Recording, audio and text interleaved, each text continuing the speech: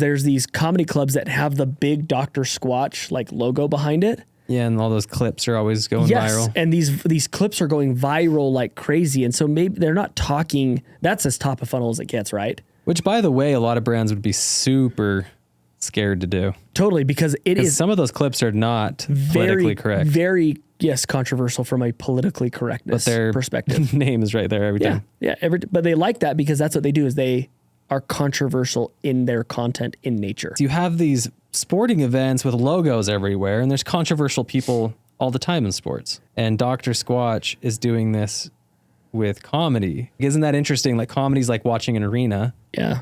It's somebody performing, and they're controversial. Right. But like, if your logo's right there, then everyone's going to kind of think, oh yeah, Dr. Squatch. Yeah. Yeah, exactly. Like, it's just recognition over time. Yo, what's going on, everybody? Welcome to the Unstoppable Marketer podcast. With me, as always, is Mark Goldhart on this fine Tuesday morning. How are you, Mark? Tuesday afternoon now, I guess. Yeah, it is Recording Tuesday. a little later. Well, yeah, we're a little later today. How's your summer been? Great. How are you? It's fantastic. It's Wimbledon week for me right now. What's that going on? Yeah. Which means that I just have our TVs on. Who, how long's it been going on? Started yesterday. Who's winning? Round one. Well, it's not that who's winning. There's many people who are winning.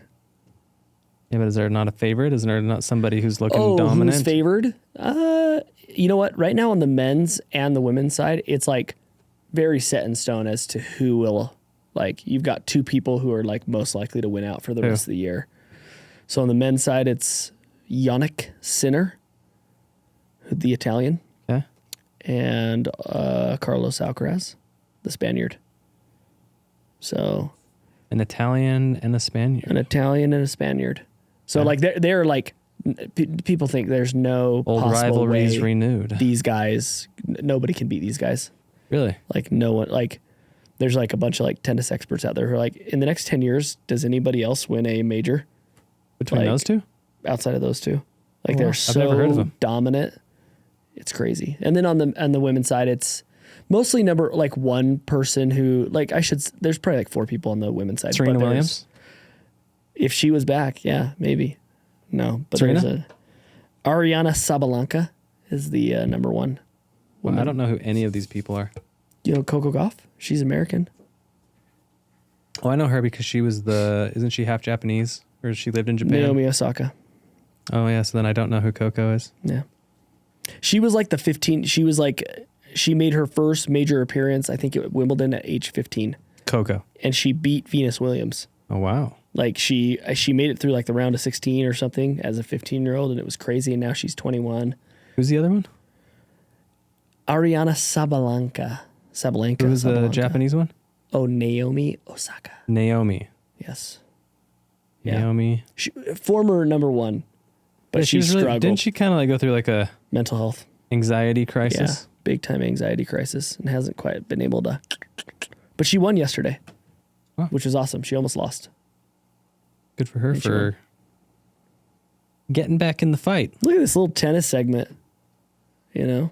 But yeah, so 2 weeks we just watched tennis. It's just on. I knew one of those people.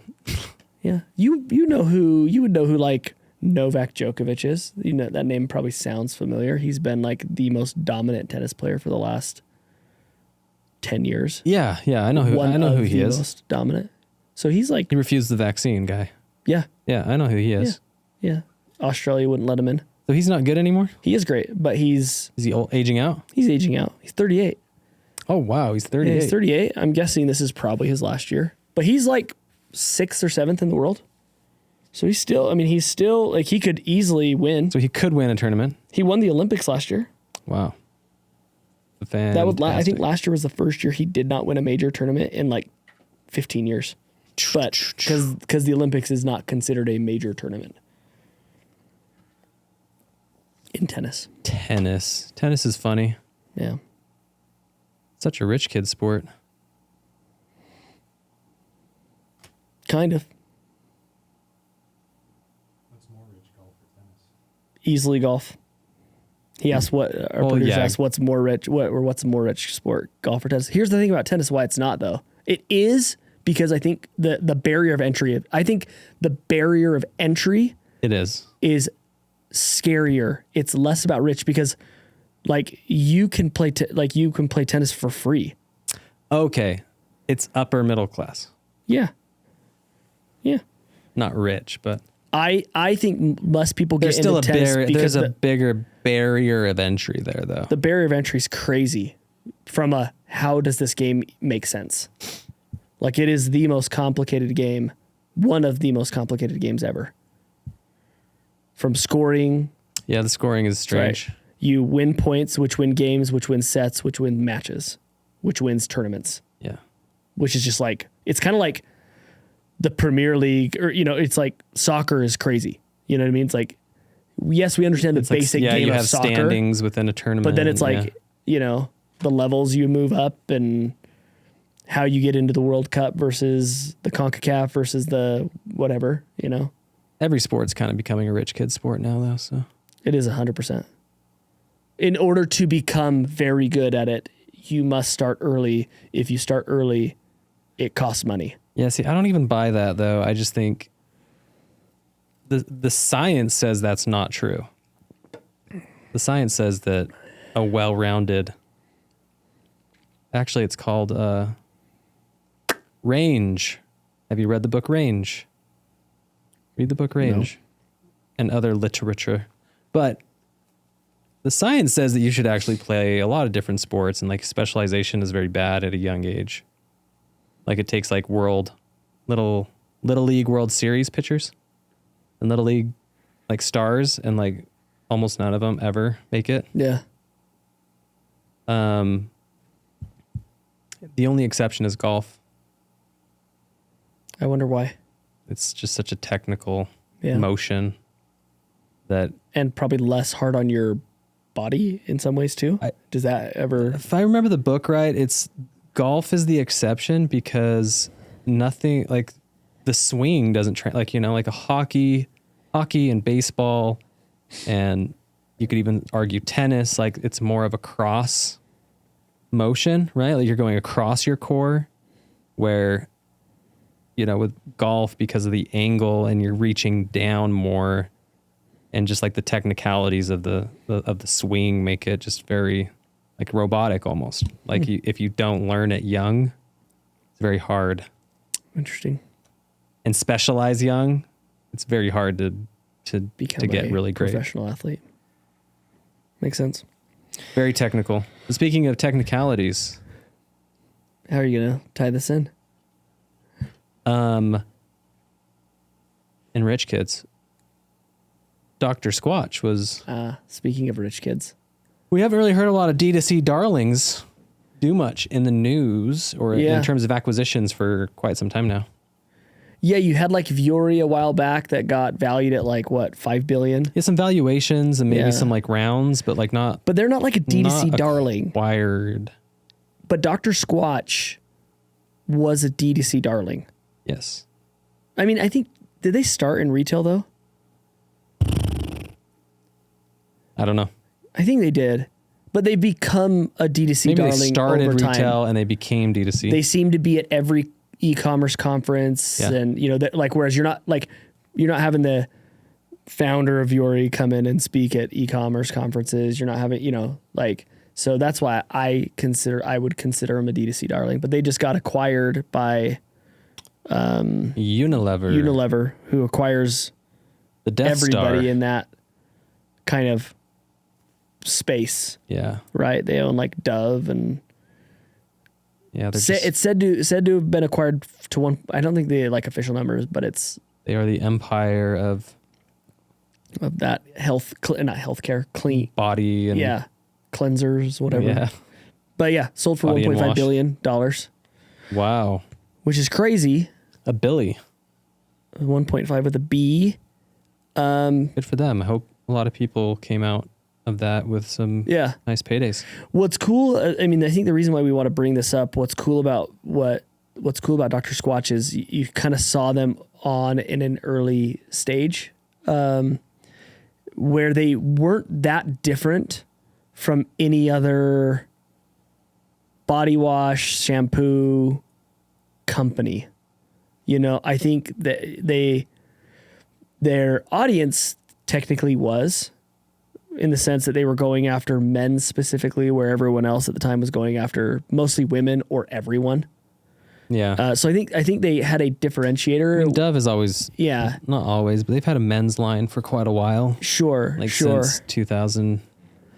But what really blew Dr. Squatch up was our friends over at, we know the folks over at Raindrop. They kind of create a lot of slapstick, Yeah. slapstick ads. Yeah, our friend Jacques. Yeah. And they were the ones who Spitz, kind of, I don't want to say put them on the map, but got them to get massive, massive distribution, made their ad dollars go so much further. Yeah, just in the same way that the Harmon's brothers had moments with Squatty Potty. Yeah, Squatty Potty and Poopery. Yeah, exactly. They just created these videos that like were really just like, yeah, they were funny. They were inappropriate. They were at the cusp of, now that kind of stuff happens all the time, right? These funnier videos, the slapstick comedy videos. Yeah, But and the whole message was like, stop using your mom's soap or Yeah. Like be a man kind of style. Like, yeah. you know, it was loud, it was funny, and it was polarizing because it called out little like things like kind of calling men sissies if they were using their mom's shampoo, which is a good conversation starter, right? Or not conversation starter. It's polarizing to say stuff like How that. much of a, not to play devil's advocate here, but now that I'm thinking about it, Dr. Squatch, and you'll often see this with companies, you know, and I don't know how much I'm sure they didn't really like zoom out and look at this arbitrage opportunity in the market or gap in the market and take advantage of it. But I wonder how much of their success is on the fact that you had, in the last 20 years, the average age of marriage has increased every year. So men have been staying single for longer, which typically means men are buying their own products for longer versus women. Yeah. versus Buying the, because usually the woman is the buyer of the household, Sure. as you find out. Super interesting. Because that demographic grew like crazy over the last 20 years. I'm sure right? it helped. Like people weren't getting married till later. You had a lot more single guys till like their mid 30s. Yeah. Could be. So anyways, I'd be interested to know if anybody knew that. But okay, I so guarantee it has an impact somewhere. I'm not saying that was the reason. they just got lucky. Yeah. What I'm saying is that they position themselves as like, hey, we're the guy's deodorant. Yeah. Or not deodorant. We're the guy's soap. We smell like men. Yeah. Like this is the man's smell.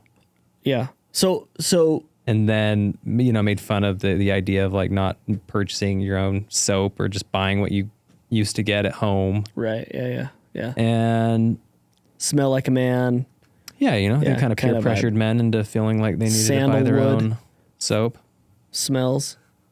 So why are we talking about a Dr. Squatch? Like, what is the whole purpose of this? Is like we are in the state of like e-com. We've talked about this a ton. E-com is in a challenging state right now, right? And the challenge is, I bring this up all the time.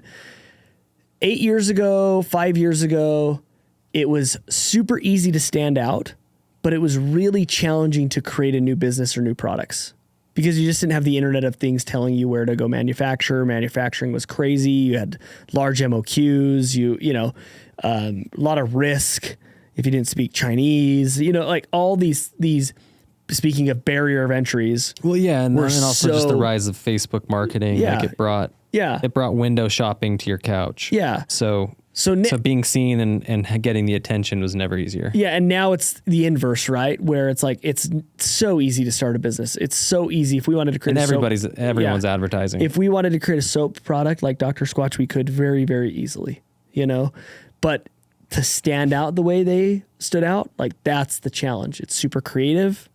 It's either really big creativity or potentially a lot of money. Because them working with a brand like Raindrop, I mean, that's hundreds of thousands of dollars for videos. if not more. Yeah. And well, not to mention the money they have to put behind it. Look, I'm Right? very confident in saying, not just with perhaps Raindrop, but across the board, I'm pretty confident Dr. Squatch was spending millions a year Oh, of course. on videos Of course. Yeah. And millions and tens of millions on the ads. and a lot of To top then- funnel stuff and YouTube then that you promote can't it. even track, Yes. right? it's- Unless yeah. you're running like a survey.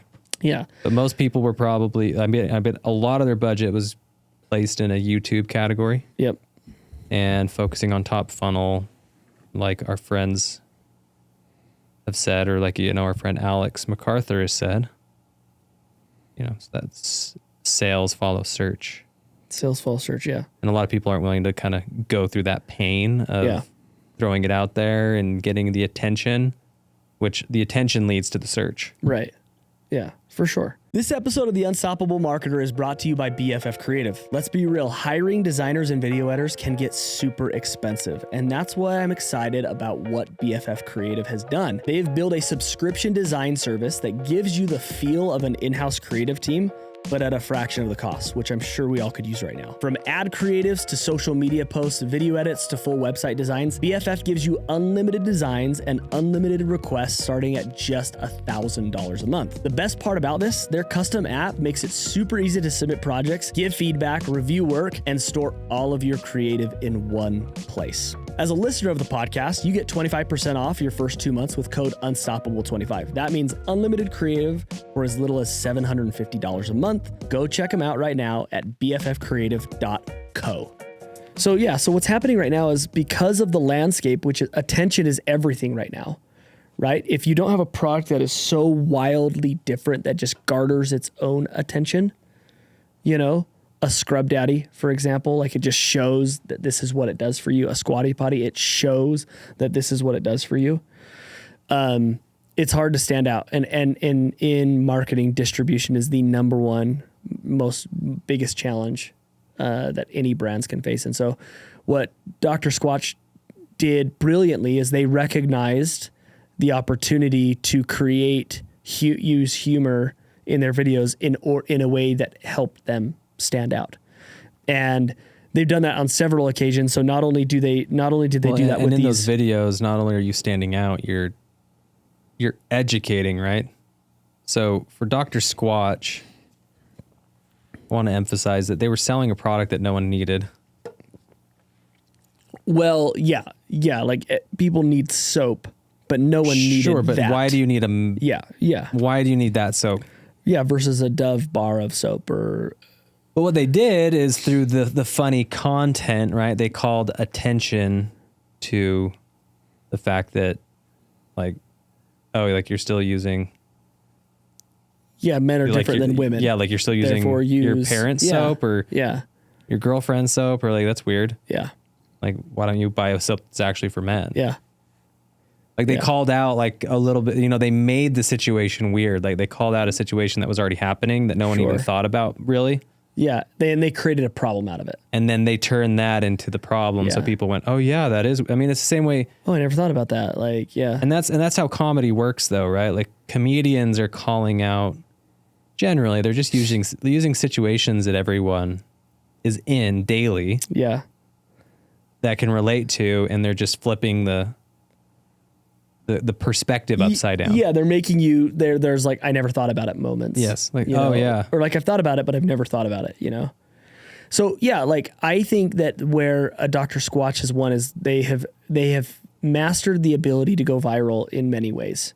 And so what ways that they've done this is number one is with just their funny videos, right? Like they do that. They spend tons of money. And yes, those videos, when like they go viral through spend, but when a video is made in a way that is successful, that spend goes a lot further than other way. What I mean by that is, right, like if you're paying, Well, what he's saying is like if you post that video by itself, it's not necessarily that it's going to go viral. Sure. But because it's a great video, if you're spending money on it, your CPMs and your cost pers will be lower. very.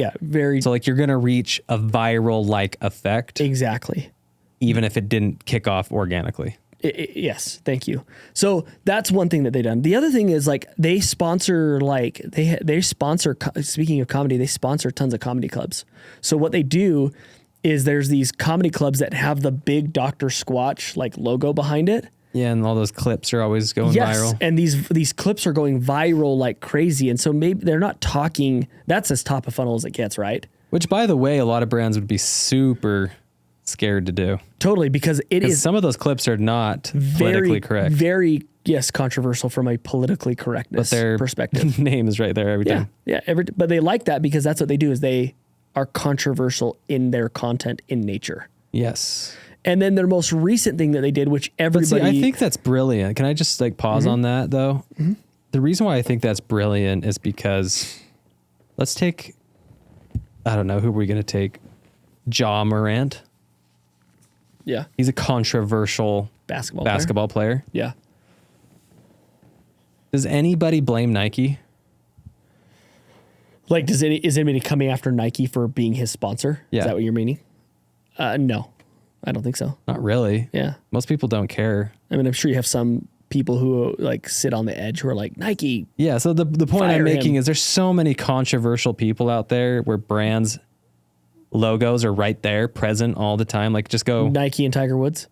Nike, Tiger Woods. Yeah. I mean, he's not sponsored by Nike anymore, but that's because he started his own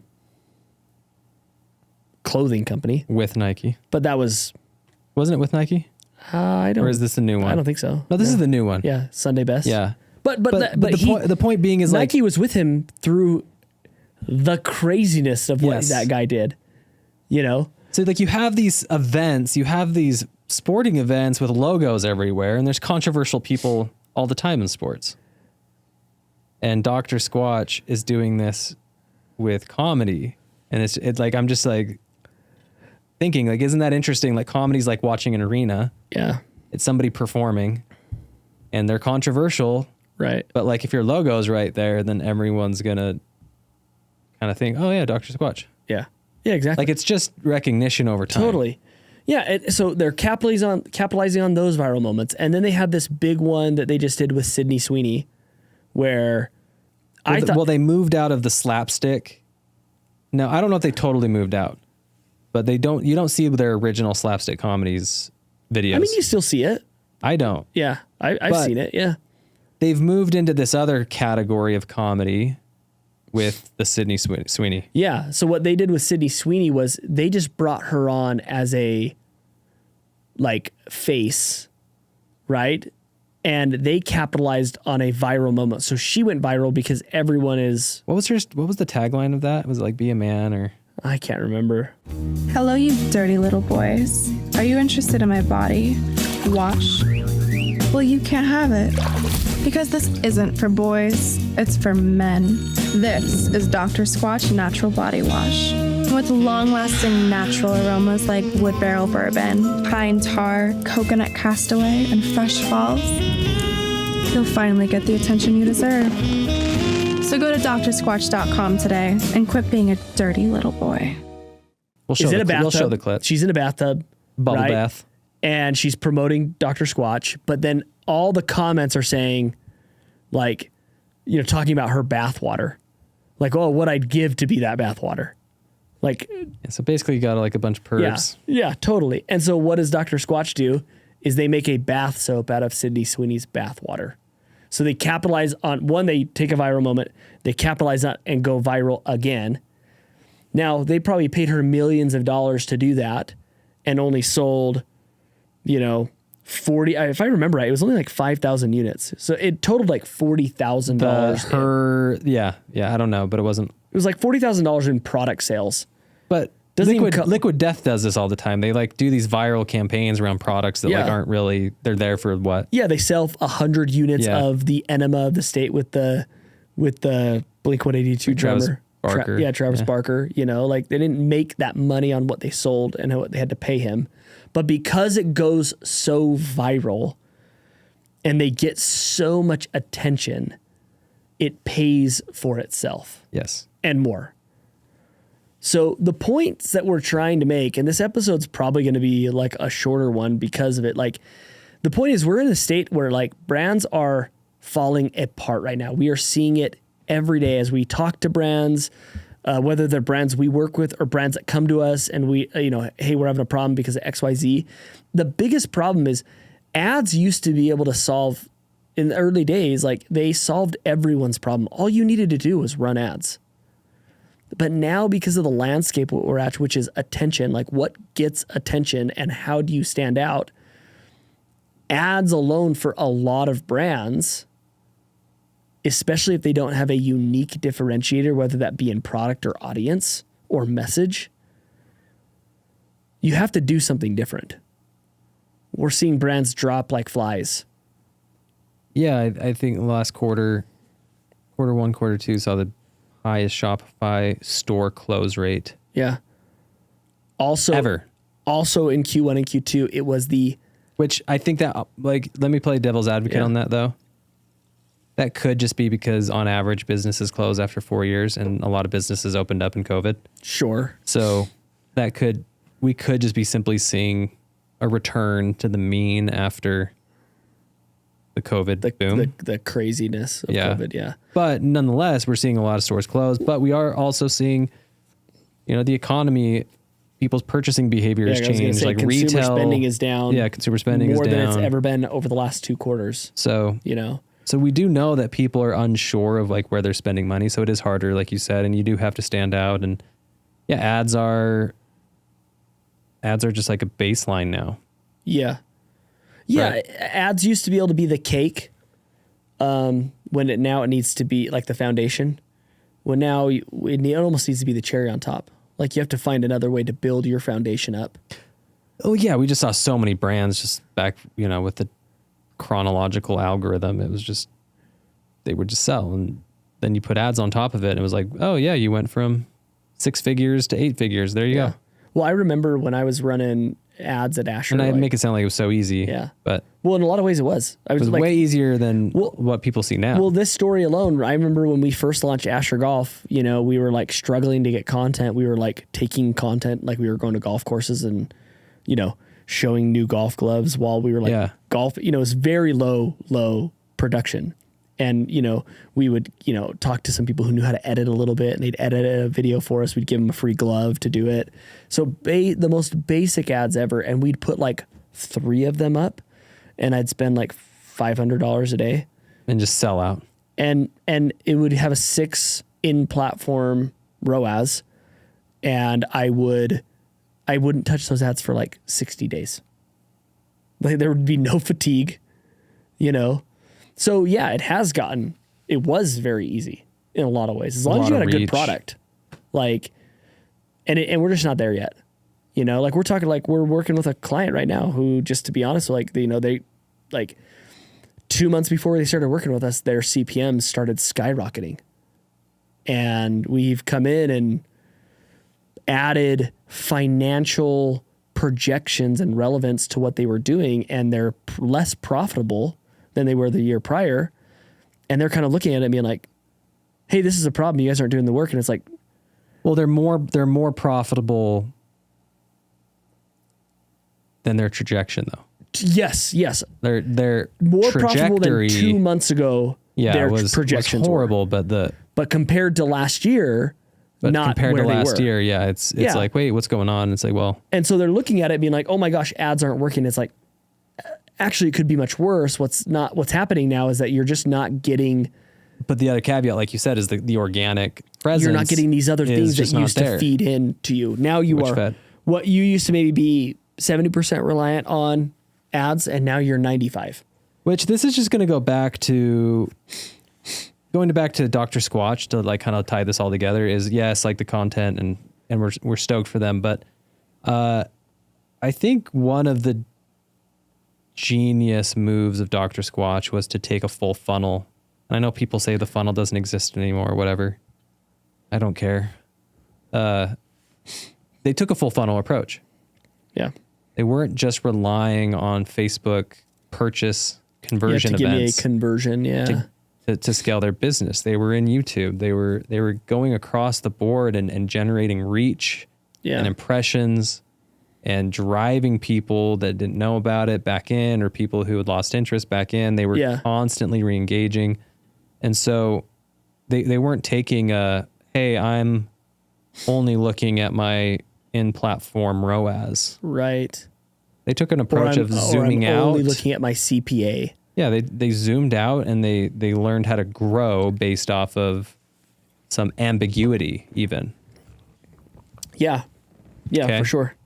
Because we know a little bit of their story. We've worked with people that have worked with Dr. Squatch. So We've met the founder. We We've know talked that to at the him before. beginning there wasn't the attribution for YouTube and stuff. Like they didn't know if YouTube was, quote, working with all their videos, but it was crushing it for them. Yeah. But YouTube attribution, everything said it was miserable. Right. If you look in platform, it was nothing.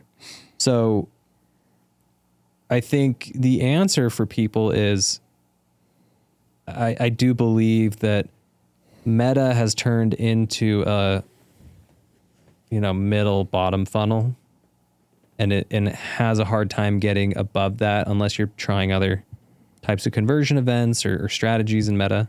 But a lot of people just stick with purchase, which is fine usually at the beginning. Yeah.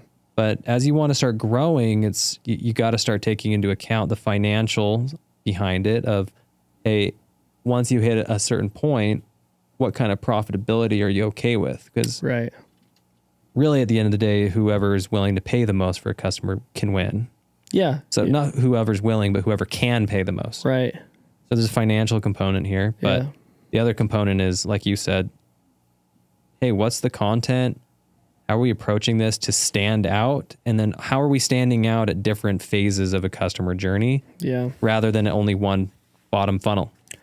Yeah, that's a good point. Like, are we just trying to get people who are ready to buy? Or like for example, I'm not saying if you're a 6-7 figure brand, you should go be sponsoring comedies right now. Right. Or stand-ups. Sure. But Dr. Squatch is in so many places that it's kind of hard to believe it, right? Yeah.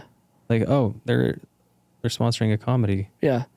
They're night. Sponsoring a comedy. They're doing something with Sydney Sweeney. Like, and then they're in my Ace Hardware, my local Ace Hardware. They're everywhere. And eventually, like, if you do want to grow, we're not saying you have to do all of those things at once, but you have to start thinking, all right, like you can't just expect one-to-one growth to purchase revenue. Sure. So you're not spending one and getting one return, whatever, 2 return, 3 return as you scale up. It's not going to scale one-to-one. Yeah.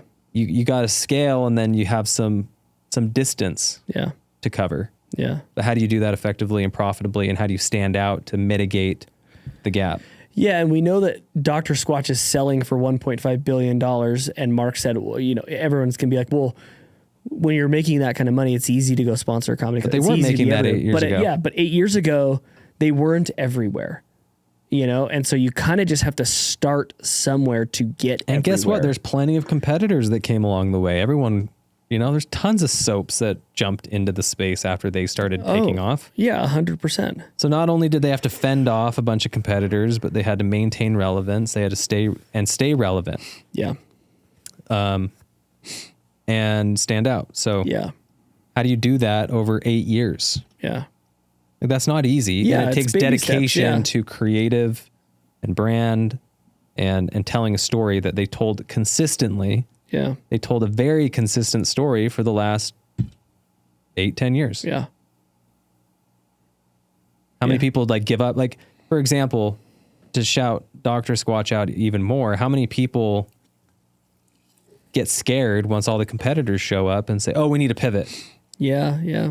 We need to get a women's line. We need to do this. What, how do we get away from this thing that we're doing because there's more competition, but they just doubled down. Or another scenario for an entire decade is how often do they get scared when they do it for a month or two, see their profitability shrink and not their revenue catch and not up, follow through and then with they it. say, oh, let's hurry and pivot, when instead of playing the long game to understand that, hey, sometimes even though a buying cycle, right, you've already been doing this stuff where you're nabbing up, like you said, on the Meta's becoming more of a mid to bottom of the funnel thing. So if you're doing that well, you're already nabbing up the low hanging fruit of people that, are searching for soap or searching for whatever it is. Yeah. So someone like me, like I bought my first